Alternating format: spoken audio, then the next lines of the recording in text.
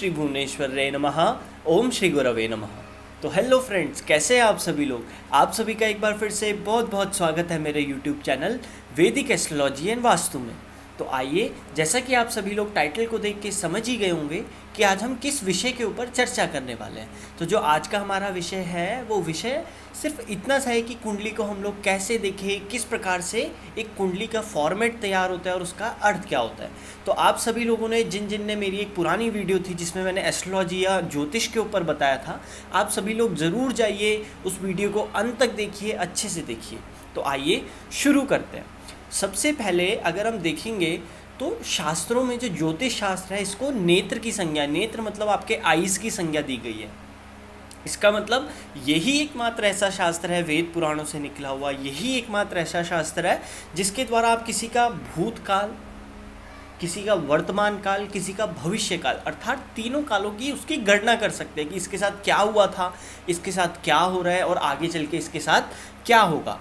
तो आइए अब हम थोड़ा सा वीडियो में शुरू करते हैं, अपने टॉपिक पे आते हैं। तो अभी तक आप सभी लोगों ने सबसे पहले राशियों का ज्ञान भी समझा, ग्रहों का ज्ञान भी समझा। अब जो तीसरा स्टेप आता है वो एक सिंपल सा स्टेप है, अब आपको भावों का ज्ञान समझना है।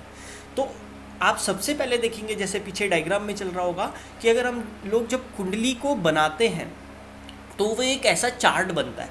वो चार्ट होता है, उसमें 12 भाव होते हैं जिनको हम 12 हाउसेस बोलते हैं। इतना आप सभी लोग समझ गए। 12 भाव हो गए, 12 राशियाँ हो गई, प्रत्येक राशि 30 डिग्री की हो गई।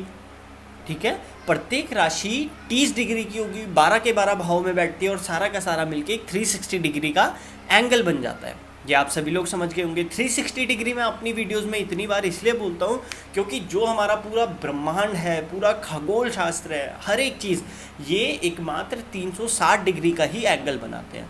360 डिग्री का एंगल जहाँ पे बन गया वहाँ पे समझो वो एनर्जीज स्टेबलाइज रहती हैं, वो एनर्जीज कभी ख़त्म नहीं होती। अगर आप एक गोला बनाओगे तो वो एनर्जीज गोल गोल गोल गोल करके घूमती रहेंगी।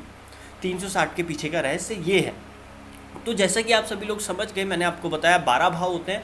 अब इन भावों का महत्व क्यों है ये भी हम लोग थोड़ा सा चर्चा कर लेते हैं। इन भावों का महत्व इसलिए है क्योंकि प्रत्येक भाव किसी न किसी चीज़ को दर्शाता है, किसी न किसी चीज़ का कारक ग्रह होता है, कारक भाव होता है, कारक उसमें ग्रह भी बैठ जाते हैं।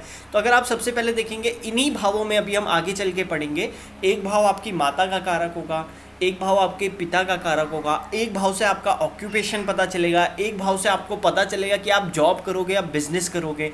सारी की सारी चीज़ें इन्हीं 12 भावों के अंदर है। ठीक, भाव तो हमेशा फिक्स रहेंगे लेकिन उन पे ग्रह और राशियाँ चेंज होती रहती हैं हर एक इंसान की कुंडली में। तो आशा करता हूँ आप सभी लोग, एक छोटा सा ज्ञान था, इस ज्ञान को आप सभी लोग समझे होंगे कि टोटल हमारे 12 भाव हैं, प्रत्येक भाव का अपना अपना अर्थ है। इस पे जब ग्रह बैठ जाते हैं, उनकी दशा आती है तो उनके अनुसार हमको फल मिलता है।